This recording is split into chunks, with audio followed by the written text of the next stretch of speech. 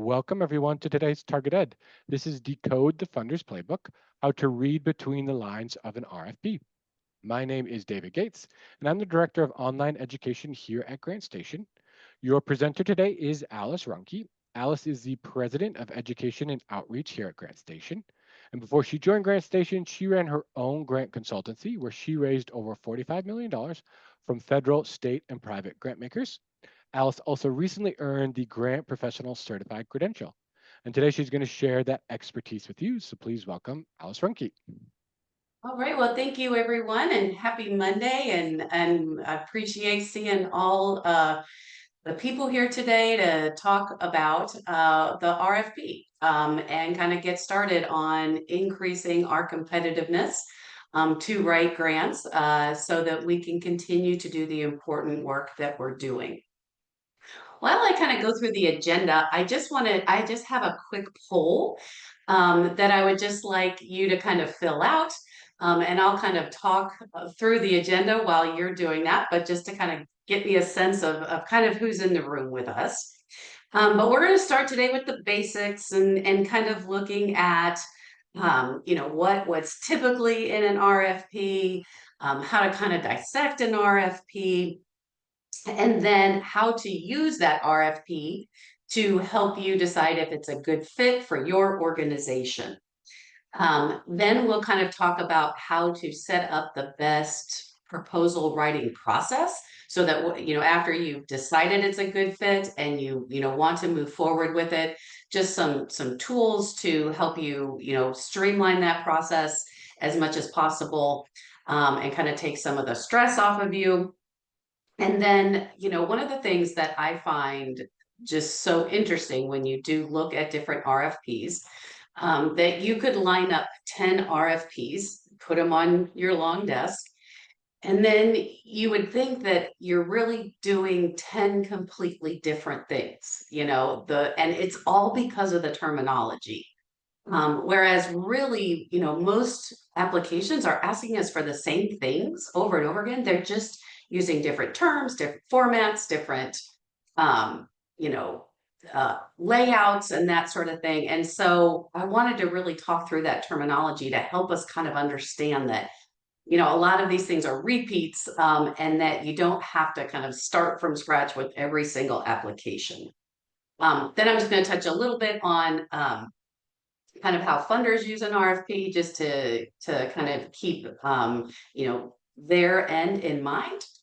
And then we'll have some time for questions and answers. So it looks here like a lot of you have written 20 plus grants, so about 45% of you. So that's great. You've been doing this work, and hopefully we'll be able to point you to some kind of new, kind of cool tools out there to use. There's some of you who are brand new, so welcome to the world of grant writing. And we'll try, start from the beginning as we do this, and then 17% of you 1 to 5, and then 28% of you 6 to 19. So this is just really helpful for me to kind of get feel for how much you guys have done kind of in this space. So that's great. Thank you.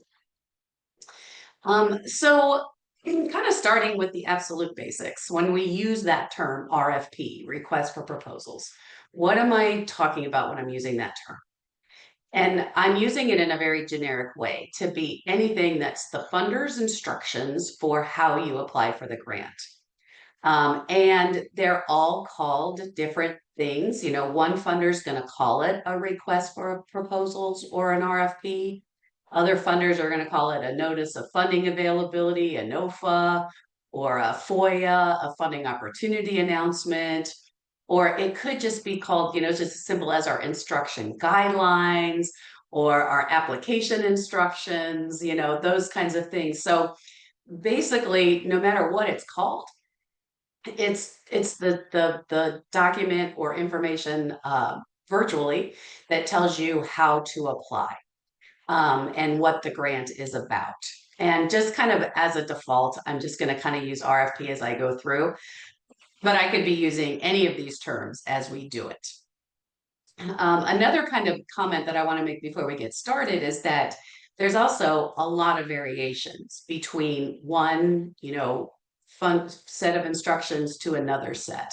So when you're looking at government RFPs, you are looking at, they can be 150-page RFPs telling you that much detail. It can also be a 1.5-page document that a funder puts on their website. So there's a lot of variation in the, how people put them together as well. And we'll kind of talk through that and, how to kind of streamline that process as well for those, especially those longer ones. So just a couple of other, kind of current things, if you will, that, back in the day when I first started writing grants, now that's been a long time. So, but, you used to kind of either get paper copies of the RFPs or you can print them. And now more applications are going online. And so the only way that you submit is through some sort of online portal that they have set up. And so that can be a little bit challenging because that RFP, that application is online and you don't know what questions they're asking necessarily because it's in their portal. So a lot of times you have to create your own account, go into the portal, see the questions and that sort of thing to also give you a flavor for how much work this is going to be, how much detail are they requesting, what are they emphasizing, those kinds of things. And so one of the things that I really do encourage you to do though is to also just call them and ask if they have, a PDF of that application, because what can happen with those online applications is there's the question trees. And so when you're looking at the version and you answer a question, and so, you're looking at just the initial question, you're not answering it live yet. And so you don't know the kind of follow-up questions that it's going to ask. And so kind of getting the document from them can just kind of help you out again with not finding that something pops up when you push, yes, I have this, and then all of a sudden it leads to a new series of questions that you didn't see. So I really encourage you, most of them will have that as a PDF to share with you if they don't have it on their websites. But I really encourage you to do that because that's really a lot of times the only way we can get our hands on RFPs. And back in the old days, like I said, I could just basically go to a funder and find the hard, or not the hard copy, but the PDF or whatever right on their website, which is just becoming a little less common. So don't be afraid to call them and ask them and all those kinds of things to really flesh out what's really required for you to apply for this particular funding opportunity. So to now that we kind of know how to find out what they are, how to kind of get them, what is a typical RFP? And again, this is kind of a trick question as well because of that diversity of a 1.5-page RFP versus a 150-page RFP. But here's kind of the kind of overall format that you really will find. This is just the more technical government format. And so, this is the format that was put out there by the Office of Management and Budget that most federal agencies follow and most state agencies. And then you'll also find, with different terms, different headings, that all this information is also usually in a private funder's RFP with just a lot less detail. But the ones that I'm always really, looking at, right at first are that funding opportunity description, where they're going to tell you about, what they're trying to do, what the focus area is, what their goals are, possibly what kind of outcomes they're hoping to achieve with this grant opportunity, all those kinds of things. And those are really important words and parts of the RFP that you're going to mimic in your own writing, using their terms, aligning your goals, right with their goals and really showing, right up front that you have a good alignment with the funder and you're a great match for this particular funding opportunity. A second part that they usually have in there is just the award information. Of course, very important. How much money are they giving? What's the time frame of the funds? Is it a year? Is it a multi-year award? Is there any ceiling amounts? Are there any floor amounts? What's the average grant? Those kinds of things so that about where you should fall, or what you could be asking for with your request. Eligibility information, very important that if they are requiring you to have a 501(c)(3), which a lot of them do, that have the proper status, the nonprofit status that they're looking for, or just that you are a non-for-profit. So sometimes government agencies or city councils and city governments would be eligible to some funders and not to others. So always making sure that you're eligible. And then the application and submission information. So they're going to tell you, what they're looking for in their applications. They're going to tell you what the timing is on when this application has to be submitted, or how long till they might make the announcements, all those sorts of things. And so these are all really critical pieces that you're evaluating as you're kind of reading that RFP to see, does this all kind of fit within my organization and the resources that I have and the time that I have? They might also have information on the review, like how they will review or the timing of the review, and we'll talk a little bit more about that later. And then also they might just have agency contacts and those kinds of things of who to contact if you have questions. And so, again, don't ever hesitate to reach out to those folks if you have questions. And you could look at your entire RFP, your entire project, get your list of good questions together, and then call them and kind of go through them all at one time, so that you're not like calling every day for a 5-minute conversation or something. But these are common, again, even not using these terms, this is the kind of information that you're going to find in any RFP. And so, the first step that we're doing when we're looking at these is to kind of assessing our own fit for our own organization. Again, do we have that alignment of goals or outcomes or the vision of what they're trying to do? Again, those things you want to be in complete alignment with, so that you're showing them that what you're trying to do is to be the feet of their investment, of their dollars, right? And they're trying to make a change in the community, and you're going to be the boots on the ground doing that. And so you want them to see that you have that alignment right up front. Already talked about the eligibility criteria. Obviously, that's really number one. If you don't fit that, you'll have to, either find another alternative, a partner, a fiscal agent, something like that to meet that eligibility criteria. Again, the amounts of funding we already talked about, that usually they'll have, kind of what the highs and lows are, or what the most you can ask for is. And then key deadlines. Never, never an unimportant thing, because those deadlines are set in stone. There's no reading between the lines for the key deadlines and things like that. If they say it's at 11:59 p.m.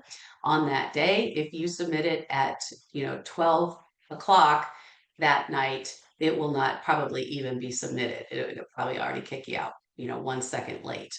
So those key deadlines are really, really important. Assessing those fit for how much work is this going to be? Sometimes you're going to find an RFP that is asking you for a lot of work and a lot of information, and it might not be worth it to you. That you're going to spend a whole lot of your human resources, your time, your energy for a $5,000 grant. And for some organizations, that's like, yeah, hey, that's great. That's a good investment for us.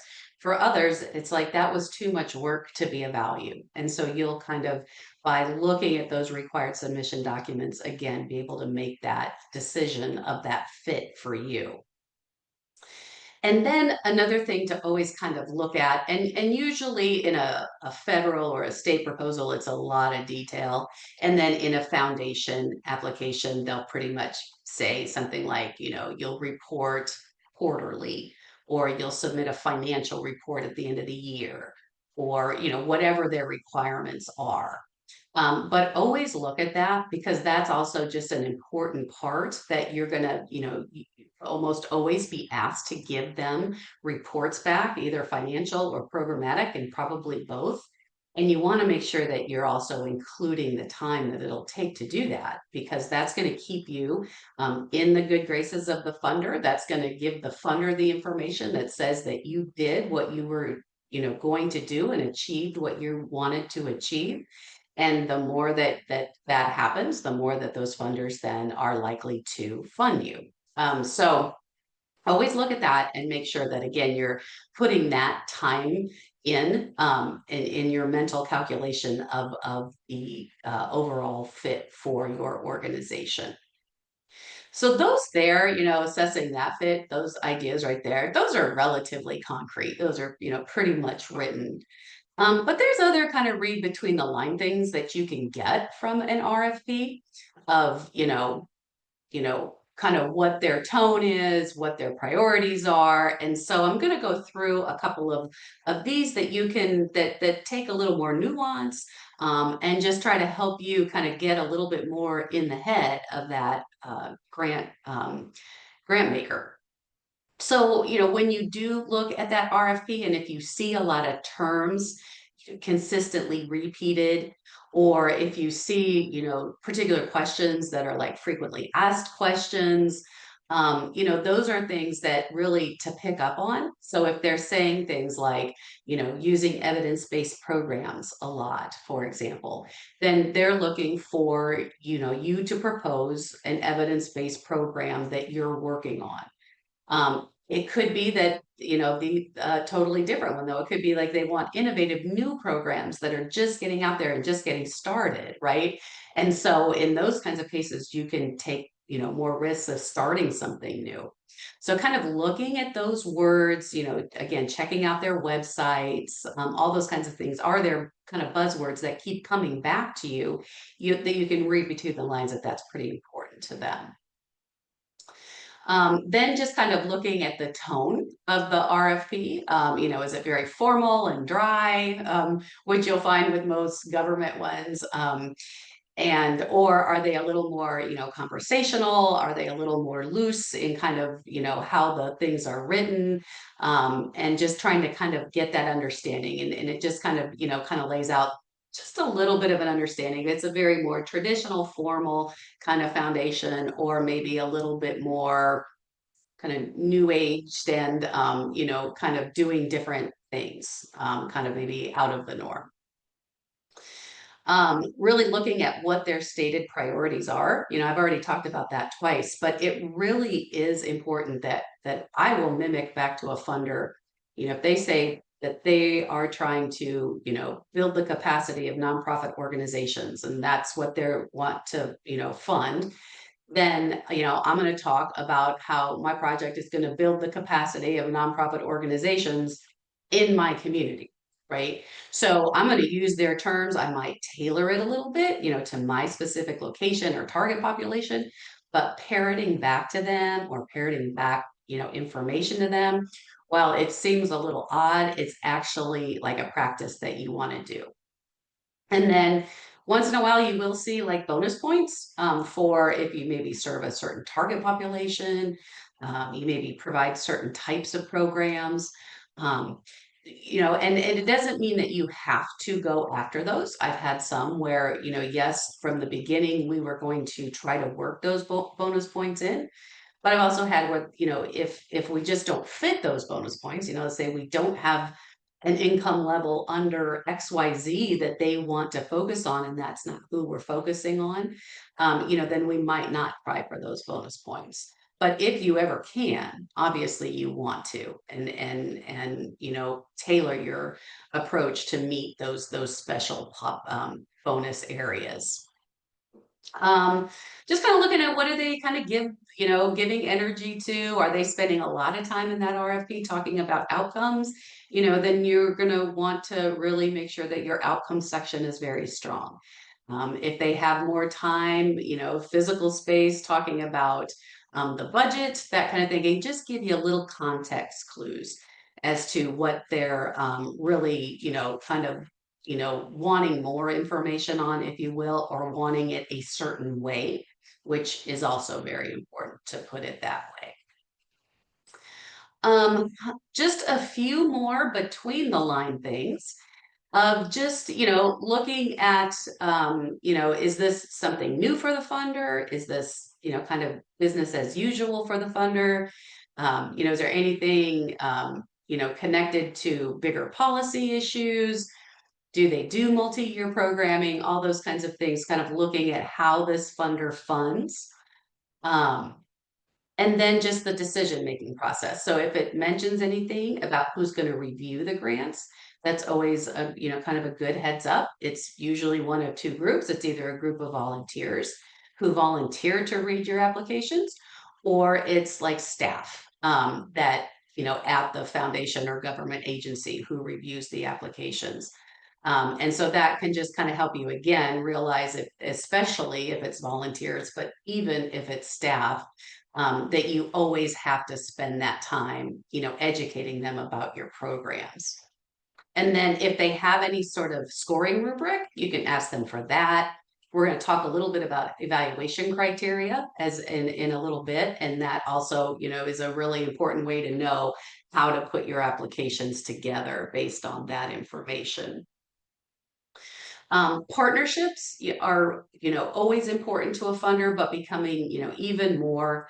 So kind of, if they have, a lot of information about those partnerships, specific details of types of partnerships, particular MOUs that they want, or particular, consortium letters, those kinds of things, or just letters of support, making sure that those are included. And then I'm going to talk kind of a little more at the end about that terminology, because that does get very confusing, and sometimes funders don't even use the terminology correctly, to be honest. And so, what terms are they using?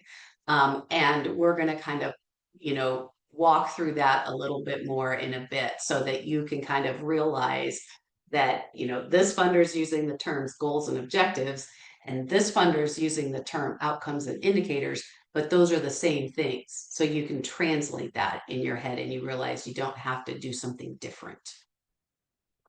And then kind of just what's their approach? Some funders love to be the first funders in and kind of spark an initiative and that sort of thing. Some funders could care less if they're first or last. They just want to see that there's other people involved.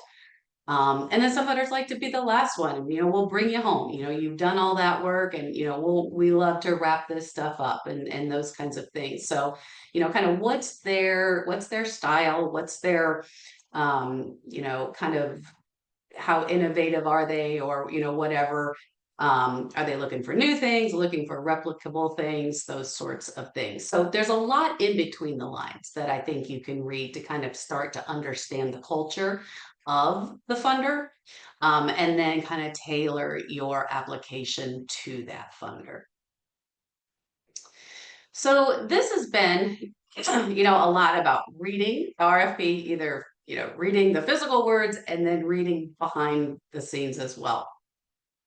I want to share with you just a couple of things that I think that we can be using AI for, to also just help us in this process.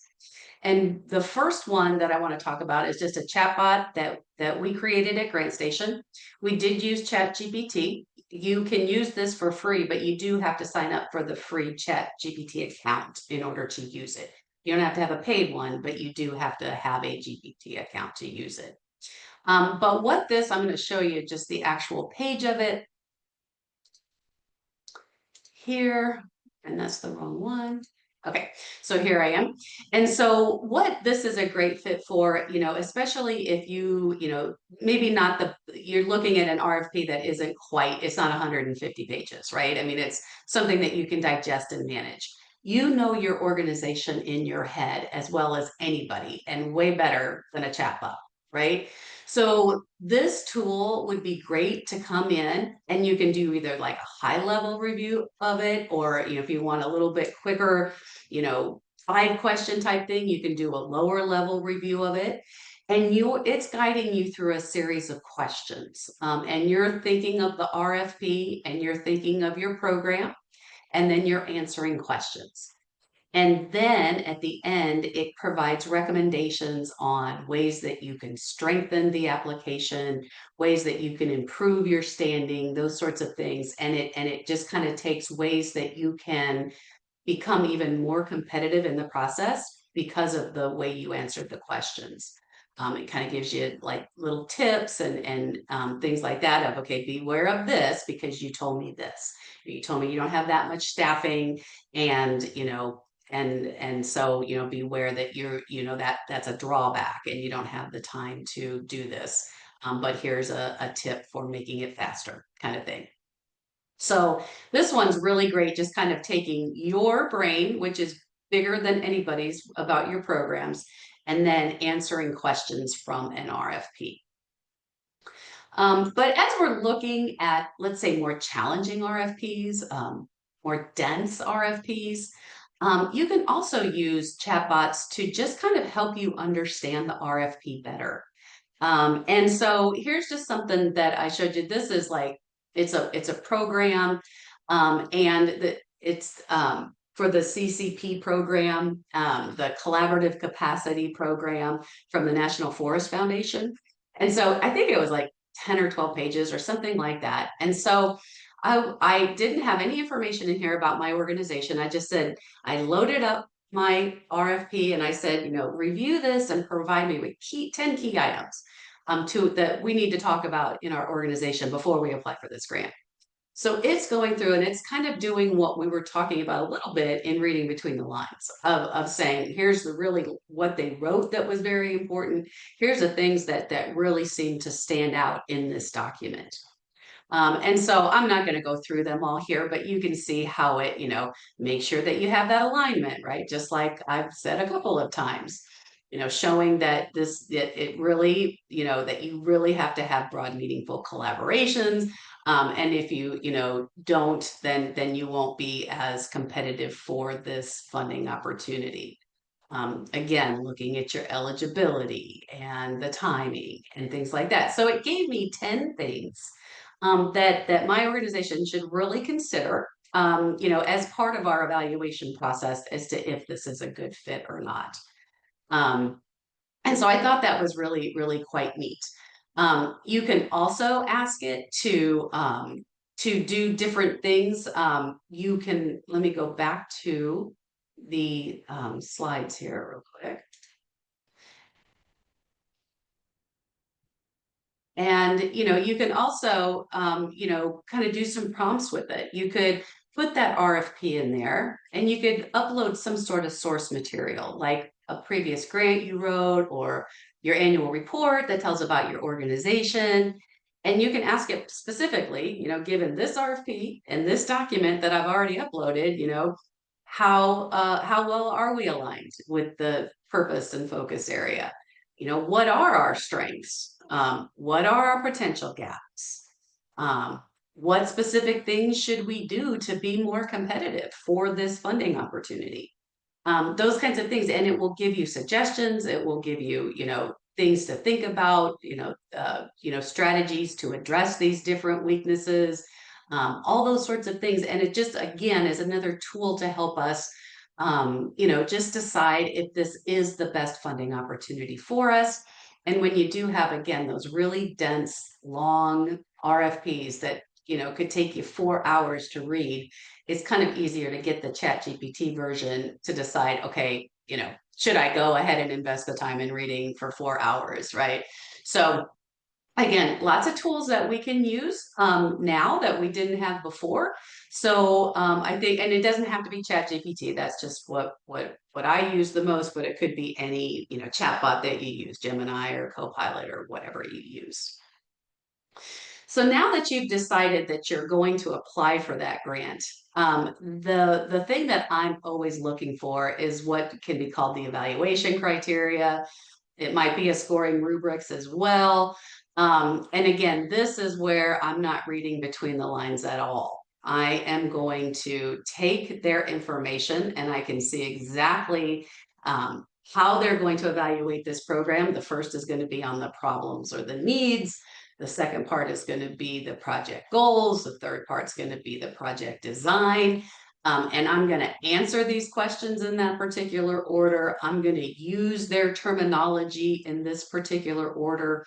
I'm very, very to the letter when it comes to this kind of information. They will have guidelines, what size font can you use? Single space, double spaced, all those sorts of things. So, it's really important to, set that up as to, how you're going to submit that application. You can also see here, I just had taken this kind of common grant application. I think it's from Pennsylvania or maybe Colorado, just to show you an RFP. But you can see here, in this example too, there's lots of attachments that need to be attached. So they told you the narrative that they want you to write, and then they're telling you all the attachments that they want you to attach. So one of the things that I always did with every project, once it was, this is a go, this is a green light go, the first thing I would do is I would take and list all those documents that need to be submitted, like right here. And you could put them in a program management thing, but at the time I just did it in a Word doc and set all the documents that needed to be submitted so that I didn't leave out anything. And then I would put together my timeline. And what that was all the steps that need to happen in order for this grant to be written, and who's responsible and when this information has to be done. And the reason that this is so important, and I don't know why it is, but it's a universal thing. For some reason, grants are like the last thing that's done in any of our work, right? It's like the thing that's pushed to the last possible minute. And so this kind of helps people to see that, listen, I need the budget if I'm going to write this grant application earlier than at the end of the process. It's part of the narrative, if you will. And so I need it earlier, and I need these, I just need certain things to write this well. And if you give all of this to me 2 days before the grant's due, I can't make it into a great application, right? And so this helps to kind of keep people responsible, keep people working on a timeline as much as possible so that, at the end, you're not just all scrambling to get it done. The other thing, just as a kind of side note, I also recommend that the due date is that, you give it an extra at least 1 day, right? Like, so that any, mistakes that, your internet goes down, this happens, whatever, you already submitted it a day early, and any sort of issues can be addressed, because that's the day that things are going to go wrong. I'll tell you that right now, the day a grant is due. So just going to go through two more things, kind of quick, but this was just something that I really want you to understand. As we go through this entire series, we're going to talk about this a lot. And as we go through the series, we're going to talk about how do we write an organizational background? How do we write a need? How do we write outcomes and indicators? And so what I want you to see, again, if you're not going to join us, or even if you are, how, an organizational background section, we'll talk about how to write it. But one funder is going to call it an organizational background. Another one's going to call it the profile of the applicant organization. The other one's going to say the organizational capacity. They're all going to use these different terms. But what I want you to realize, there's going to be a section that you're going to write that's going to establish your credibility as an organization. And if I'm calling it an organizational background, that's fine. But what you'll be able to do is then translate it, right? That if somebody else called it the profile of the applicant organization, you're like, oh yeah, that's the same thing. It's just, different terms. Or, the outcomes and indicators. I'm going to teach you through the series about outcomes and indicators, but you can translate that to goals and objectives. Or if they ask for what your results are going to be, it's the same question, right? And so I just think it's really important to always look at that RFP, look at the language that they're using, and translate, okay, this is where I'm describing the geographic area and my target population. I'm calling it a need, but they're calling it a problem statement. So I can make that transition. I've done the work. I know what the challenges are. I've done the data. I've got the data. right? And so just to kind of see all these different synonymous terms, and like I said, we'll talk through all of these in a lot more detail in every section throughout the series. But if you're not with us for the series, at least you'll kind of see how these things translate to one another. And then I'm just going to wrap up with just kind of the how they use the RFP. So usually there's a first round where someone goes through just compliance. Did you submit everything you were supposed to submit? So are all the documents there? Are they the correct documents? Did you submit your audit? Did you not? And so if you didn't submit those documents, usually they just say incomplete, and you get moved to the side and you don't even get to the review stage. So usually that first round is a little bit more technical. It's not about your proposal so much as just did you submit everything properly. Then in the second round is where they start to review your content. They start to read your narratives, read your attachments, and all that sort of thing. And the funders usually have a scoring rubric or the reviewers that follow those application instructions. So when you saw before that the problem statement or whatever they called it was the first thing, that's the first thing the reviewer is looking for, is that problem statement. So that's why I always follow it directly as they wrote it, because that's how the reviewers are looking for the information directly from those application instructions. So they're using that as kind of also their evaluation tool, if you will. Some might have more in-depth scoring rubrics that you can ask them for, and others won't have it, but you will at least have that outline of what they asked for. So that's kind of how they're using those. Just some kind of suggestions. I know we're all in different places, but if you're one of those the 9% that were brand new to this, just kind of take a look at different RFPs, just kind of start to get a feel for what do they look like, what are the differences, what similarities am I seeing, kind of read through different formats and just kind of start to get this terminology in your head, and what kind of understanding what they're doing with the process. If you ever have the opportunity, if a funder says, we're going to have a webinar on how to apply for my grant, I encourage you to go to those. You can usually ask questions there, usually not about your specific project, but you get general questions answered. And then just another suggestion that I have is just becoming a grant reviewer will really help you understand that side of it more. And when I was a full-time grant writer, I did a lot of review because it just helped me, number one, see things that I liked that I could kind of emulate, like, oh, I really liked how they, drew this visual and, added this around it. Like, I really understood that program. Well, maybe the next program, I'm going to kind of create a visual that does something similar to that so that the reviewer can see it like I did and be, oh, I really like that. So anyway, becoming a grant reviewer will really help you see, why questions are asked, what questions do other people have, all sorts of things like that. And so your local community foundations, your United Ways, state agencies, they're all looking for volunteer grant reviewers. So I encourage you to do that.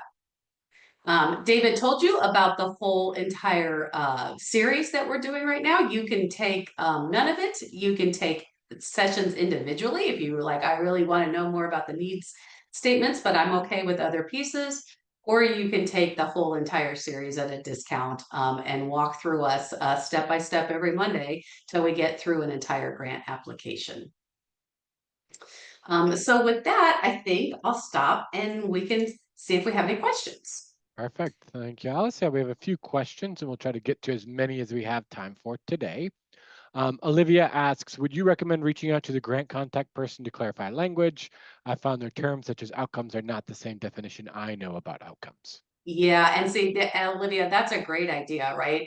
That how are they using that term? What are they meaning by it? Those sorts of things those are great questions to ask them, because these aren't necessarily used the same across the board, and so getting that clarification is a good idea.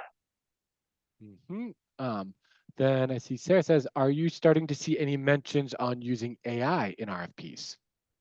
I have not seen anything about that yet. Um, and funders, I haven't been hearing a lot of, kind of backlash about AI and those kinds of things. AI is a tool we're going to use. It's a tool that's going to help us streamline our process. But we as grant professionals and nonprofit, you know, folks out in the field, we're the ones that know our programs, right? If a chatbot can help us tell a story a little bit better, that's great. But it's not going to take our jobs. It's not. We're still the ones planning. We're still the ones creating the resources for people. We're still the ones on the ground doing the work, right? So, using it as a tool, if you're using it as your entire, grant seeking strategy, you're not going to get very far because you're not going to have the specific knowledge about your own programs that you need to be putting into these. So I haven't seen, a lot of backlash or anything like that on that. But again, I always encourage you that this is just a tool to help us do our work more effectively, do it better, get better, improve, those kinds of things. Mhm. Molly says, if an RFP asks for goals, objectives, and program benefits, how do I differentiate between those three? Yeah, no, that's hard. So, my first thought right there is that goals and objectives are what are going to be like your outcomes and your indicators. So, how do people change and how you're going to measure it? And then I'm seeing as program benefits potentially being, and again, this is where the idea to ask them would be better. But then I'm thinking of benefits then of what's the cost saving benefits to the community because of my program, or what's my cost benefit analysis to my participants that if they get jobs because of my job training program, they can make such a wage or whatever. And so I would see my first glance would be like, how do the people change? It would be the outcomes or goals, then the objectives, how am I going to measure it? And then the benefits are going to be what's that benefit overall to society, to the people, those kinds of things. So, but that's a great question to go back and have clarified. Makes sense. Olivia said, could you repeat your statement about requesting scoring rubrics? When would be appropriate to request a scoring rubric? Oh yeah, you can request at any time. They might not have them. Not everyone does, but if they have them, they'll just probably email them to you. So again, you could have your list of questions, or if you don't have a list of questions, just call them up and say, "Do you have one?" And can we want to make sure that we're aligning with you, and if they have one, they'll send it to you. Mhm. Then I see Bailey says, any key tips for gauging alignment and differentiating between good fit versus long shots? Uh, I think that's a good question. Um, I think that that's just so relative. I don't know that anything's going to, that there's any kind of quantitative thing to put around that. Um, you know, I would also talk with the funder, as well, calling them up beforehand, because if they will talk with you and they could say, hey, yeah, this is a long shot, but that's a pretty cool idea. And we've never thought of that. They'll also be probably more than generous to say, yeah, that doesn't fit, and not waste your time and their time. So again, I think I would reach out, and you're using your gut on a lot of that. hmm Makes sense. Tyler says, will there be a part of the series where you discuss the financial questions and how to respond to them, like describe your financial status? We will be looking at questions about budgets and how we put budgets together, and then answering kind of the sustainability question will be in that. And there, and then, I mean, I don't know that I have that particular question in there of describe your financial status, but we could go back and add it. So let's say yes, we'll add it hmm as a kind Yeah, of particular good to part hear. of that. Yeah. All right. Yeah. And then Jane says, when funders say to just send a written request that includes a description of the organization, the purpose of the request, and the amount, including your IRS determination letter. Are they really just looking for a 2 to 4 page letter, or is this just a looser way to say send us a grant application?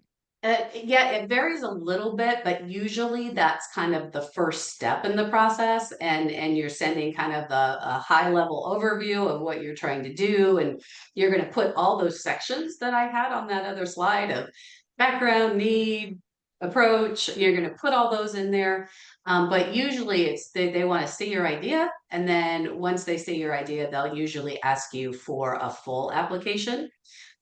Some that's their whole process in smaller foundations, that just don't have the resources, like a smaller family foundation. Maybe that is their grant application. But for a lot of them, that's like the first step. And then, you do get to use a lot of that information when you do write the full application, but it's kind of the first step of the process. Yep. Then I see a question from Lagita.